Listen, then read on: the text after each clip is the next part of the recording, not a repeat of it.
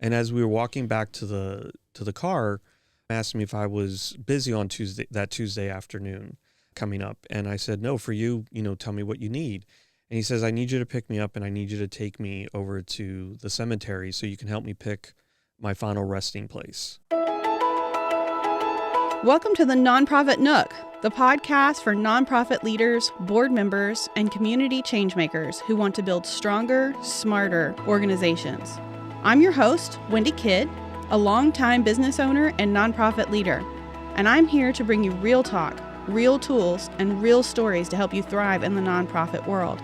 I'll be talking with local nonprofit leaders, community changemakers, and experts in everything from board development to fundraising and digital tools, sharing real stories and simple strategies you can actually use. Because running a nonprofit is hard, but you don't have to do it alone. Let's get started. Welcome, everybody. This is the NonProfit Nook, and today we have Manuel Mesa, a seasoned nonprofit strategist, philanthropy advisor, and technology innovator with over 30 years of experience helping mission-driven organizations grow and thrive.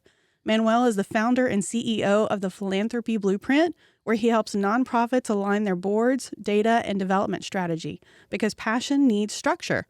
He's also the co-founder and COO of Benevolate, a CRM platform designed specifically for nonprofits to help them manage relationships and drive impact. Over the years, Manuel has led multi-million-dollar capital campaigns, overseen major construction and renovation projects, and fundraising for organizations of all sizes, from grassroots groups to major institutions. And as the current president of the Dallas chapter of the Association of Fundraising Professionals, he's helping to shape the future of philanthropy in North Texas. Welcome, Manuel. Thank you. Thank you for having me today, Wendy. I'm so glad to have you. A caveat, guys, this guy's like my best friend, so we are going to have fun today.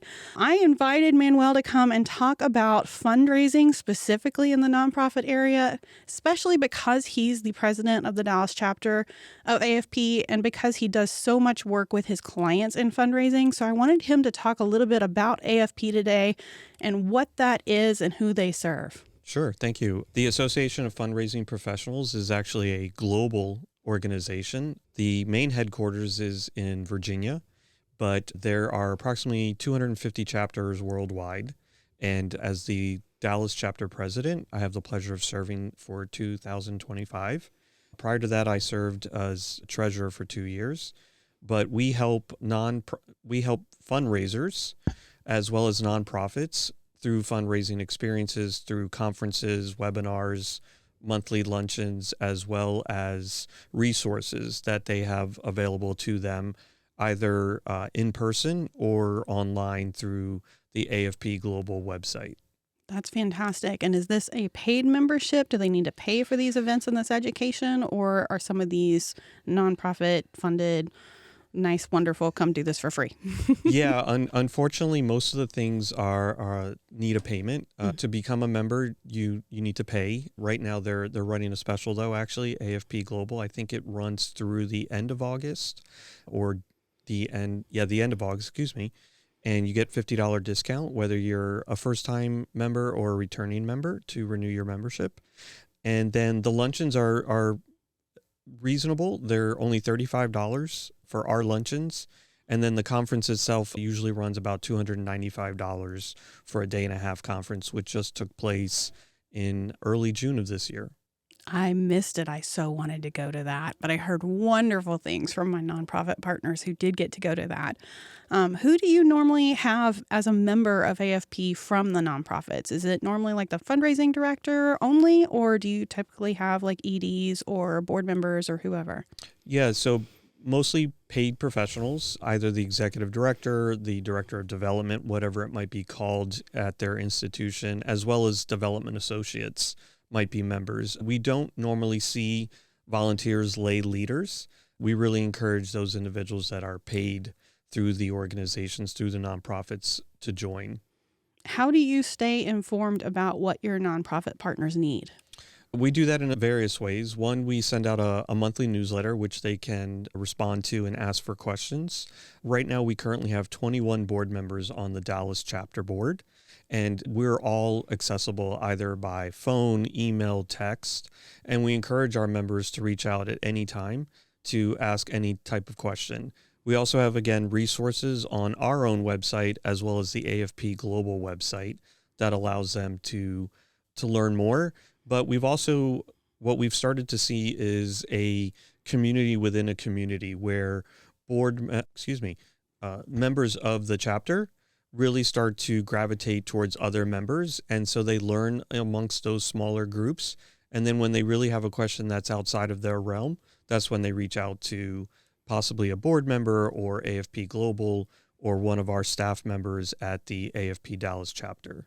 That's so cool. I mean, honestly, that's the number one reason to join any kind of organization like this, is that building your own personal network and building those buddies that you can call and you can say, oh my gosh, this happened. What do I do? So I love that so much for them. Something that I was really intrigued with AFP, and I know you've heard me say this a million times, but I love the Donor Bill of Rights. So I want you to specifically talk about, what is the Donor Bill of Rights? How did that come into existence? How can people take advantage of that? Yeah, the Donor Bill of Rights was actually created, I think, in the 1970s. And it was created with assistance by AFP Global, where they wanted to give the opportunity to donors, whether they were giving $5 or $5 million, the opportunity to have their own rights, to understand what type of organization they're giving their dollars to. So, for example, if I'm giving an organization a $10,000 gift, I need to understand what my rights are. Are those $10,000 truly being used in the support that I anticipate it to be done? So, for example, if I give a $10,000 check to an organization and they tell me it's about to support the capital campaign that they're embarking on, and I find out that those $10,000 are actually being utilized to pay payroll, that is part of the Bill of Rights. You're misleading your donors, and it's really important for donors to understand that they have rights. We've also started to see a real change. I would say starting around COVID, donors are becoming more sophisticated. They're really trying to understand where their dollars are going. They also want to understand the percentage of every dollar that is actually going towards the mission versus what is covering everyday expenses of the nonprofit. So, for example, the goal is that if someone donates $1, at least 70 to 80 cents of that dollar is actually going towards the mission, and then the balance is to help offset, payroll, infrastructure, if you have a building, things like that. And we definitely encourage every nonprofit organization to post their Bill of Rights, the Donor Bill of Rights, and encourage donors to ask about it. The other good thing about that, it allows you as a nonprofit to learn more about your donor, learn about their sophistication when it comes to their gift. Not only that, but if they feel comfortable with your answers, those are individuals that are going to give again and again. Absolutely. It's so important to honor what their intent was for that money. And I think that, one of the things that nonprofits are not so great at is communication. And once they get into the habit of communicating with their donors and being more transparent, instead of being scared of that conversation, I think they'll find that actually leads to a much better relationship, which in turn does mean more money in the long run, right? Correct. Yeah. It's always good to be in communication with your donor, whether it's good news or bad news. Yeah. You want to be honest with them, right? Listen, we're all human. We're all going to make mistakes. But if you're upfront with your donors and you let them know what's happening, again, like you just said, they might be willing to write you another check because you are being upfront with them. You're being honest and you're informing them, hey, we're in a bit of trouble, right? And you've been a longtime supporter. Could you help us a little bit more right now? Absolutely. And I think it's also important to talk about your operating expenses and why it's important to contribute towards that too, not just the mission. So I think people are scared to ask for that. And I think I see a lot of people who are scared of that because things like grants don't typically cover operating expenses. But you and I both know operating expenses go to the people who are providing the services.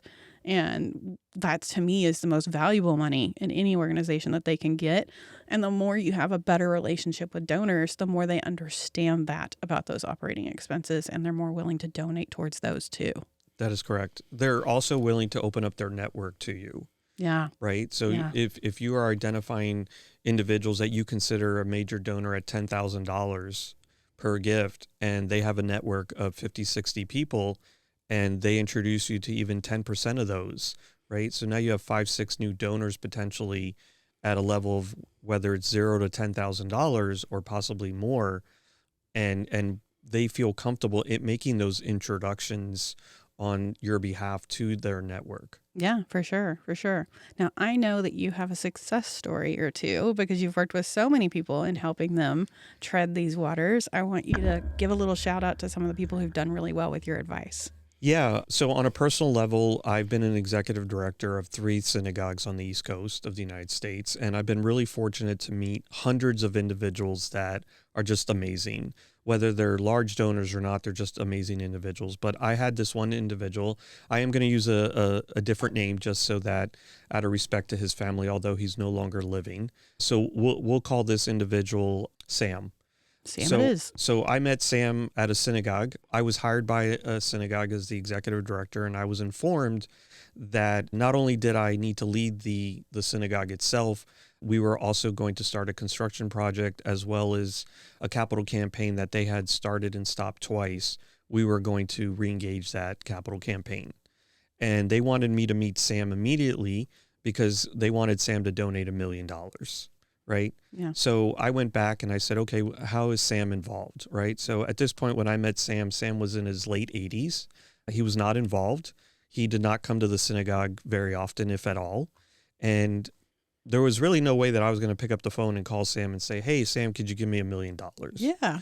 Right? That's not going to work. Sam was going to hang up on me. So what I did was I sent my president and vice president, and I asked them to give Sam an update as to where the synagogue is and what the plans for the future are for the next 3 to 5 years.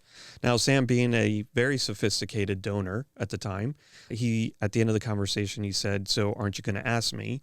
And the board member said, ask you what? And he said, aren't you going to ask me for a donation? And unfortunately, they didn't ask for a donation, but what they did say is, Manuel instructed us not to ask you for a donation. So all that it being said, it went well. And I followed up with Sam and sent him a note and said, I'd love to meet you, pick you up for lunch, and let's get to know each other. So one of the things that I really enjoyed through this relationship is that I feel I got more from the relationship than Sam did. Sam was born, he was alive during the Great Depression. We got to talk about that. We got to talk about his time serving in the military, as well as what it was like, what was life like for him, right, growing up during the Great Depression, because his family was actually very successful already, and they were actually giving out bread while people were in the bread line. So they didn't feel the pinch of the Great Depression. So I spent approximately the next 6 to 7 months getting to know Sam. I'd pick him up once a month. I had the pleasure of picking him up, taking him to his favorite restaurants. And we would eat, we would talk. I would give him updates about the synagogue. And then I really got to understand what he was looking for. And what he was looking for was a return on investment for his donation, right? He didn't want to just donate and it was going to cover this, this, and this. He really wanted us to be able to make money in return for his investment. So what I went to him and I said, why don't you help us beautify the ballroom, which is already named in your family name, and at the same time, let's upgrade the kitchen, and with that, we can generate revenue over time. And so I did that. I think in my 7th month, getting to know him, and I'm happy to report that before I left that organization, to my understanding, he donated a little over $1.5 million. Wow! To help beautify that space, and in return generate ongoing revenue for the organization. And again, I got so much more from Sam than I think I gave to him, but it was a true pleasure to get to spend so much time with him. That is so cool. I love that. I wish I could know Sam. But that's the thing, right? You just got to get to know people and get to know what their interest is and speak to that interest. Yeah. So, And by the way, I always encourage fundraisers not to see individuals as piggy banks, right? They're Right. human beings. Mhm. So one of the things I learned through Sam is really that. And just one final piece on Sam. I gave him a private tour one Sunday afternoon of a new a new part of the building that we were building out. And I did it on purpose on a Sunday because I didn't want him to be bombarded by individuals. Again, he didn't spend a lot of time in the space in the synagogue. And he never had a biological children. He had 3 stepchildren. One of his sons drove him, and he took the tour with us. And as we were walking back to the car, Sam asked me if I was busy on that Tuesday afternoon coming up. And I said, no, for you, tell me what you need. And he says, I need you to pick me up and I need you to take me over to the cemetery so you can help me pick my final resting place. Oh, wow. So I looked at him. I said, are you sure you're not talking to Michael? And he goes, no, I want you to do that. That's the kind of friendship that we've created. And I took him and we spent some time touring, and he picked a final resting place for him and his wife, who was already unfortunately sick and didn't, I want to say she passed within about 6 to 8 months after that time. Wow. What an honor. What an honor. Yeah. Is that like the favorite thing of your job? I mean, I know you do so many things. What's the favorite thing you get to do? Asking for money. Not what I thought you were going to say. Asking for money and getting to know people. Yeah. Really. It's a true pleasure. People come with so many different stories. How did they make their wealth? How do they spend their wealth? Who do they want to give it to? And during that time, you get to really get to know them and you get to see the real person. Yeah. And again, for me, they're not piggy banks. They really aren't, because, my goal one day is to be on the other side of that, have someone asking me for a donation. And I want them to really know who I am and what I believe in. Yeah, for sure. For sure. What do you wish nonprofits understood more? There's a lot, but I would say one of the first things is to make sure that your organization is donor-centric. Make sure that you focus on the donor. What does the donor need and want from the organization, right? Not every donor is going to give money, but they might give time. They might open up their network of individuals or corporations or foundations to you, right? I'm not saying you have to be their best friend, but you need to know your donor, right? And it's not just when you need them. You need to always be there for your donor. Yeah. That's one thing that I have learned working at synagogues. I've had donors that have given to the organization, have served as board members, and have passed away.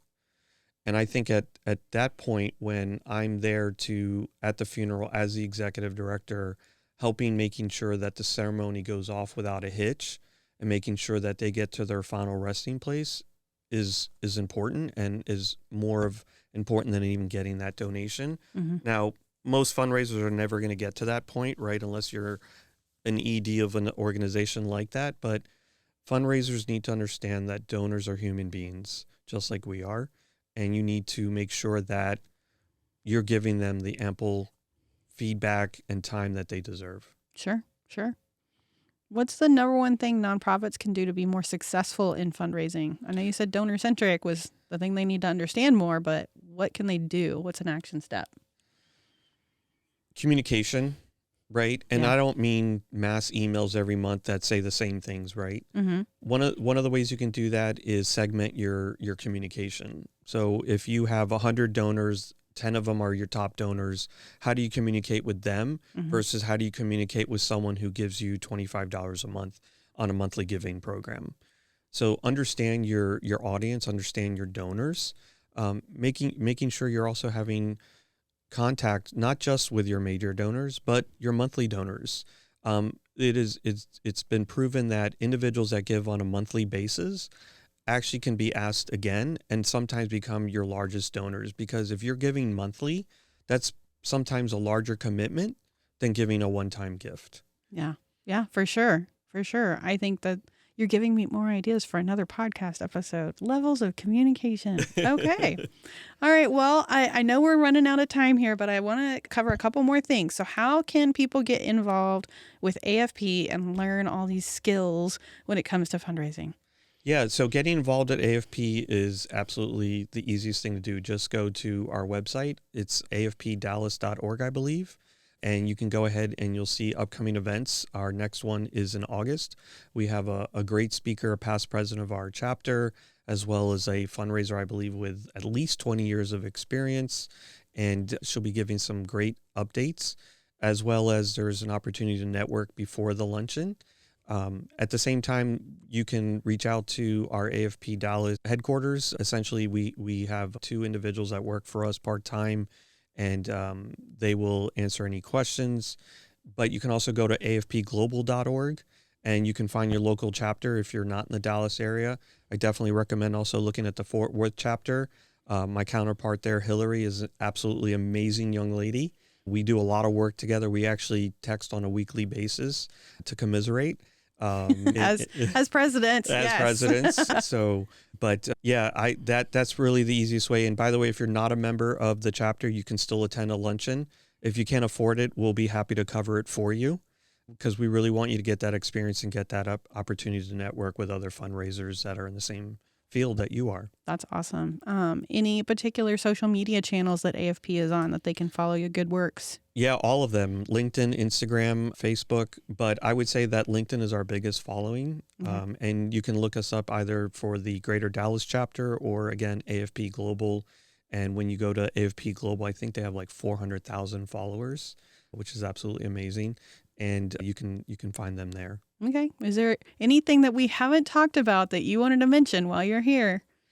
I just want to mention that I think this is a great opportunity, your podcast. I really, really appreciate being one of your first guests. I hope I did a good job. I think you did a great job. And really, can we promote the July? Oh, that'll be after the fact. Yeah, that'll be after this. After so the fact, if anybody came to the North Texas Giving Day workshop in July, thanks for coming. And you'll see Manuel there as well. So Thanks for joining us. But hopefully we'll have other educational events on the calendar soon. Definitely got a couple ideas already in the hopper for September. So we'll be talking about that soon. For sure. For sure. Awesome. Well, thank you so much, Manuel. It was so much fun having you as one of my first guests. Thank you. I really appreciate the opportunity, Wendy. All right. Bye, guys. Bye-bye. Thanks for listening to the NonProfit Nook. We're building better nonprofits together. If you found today's episode helpful, please subscribe, leave a review, and share it with other nonprofit leaders who need support. Follow the NonProfit Nook on social media and sign up for our email list for extra tips and updates. You can also visit thenonprofitnook.com to see the show notes and leave a comment telling me what topics you want next. Your feedback shapes the show. See you next time.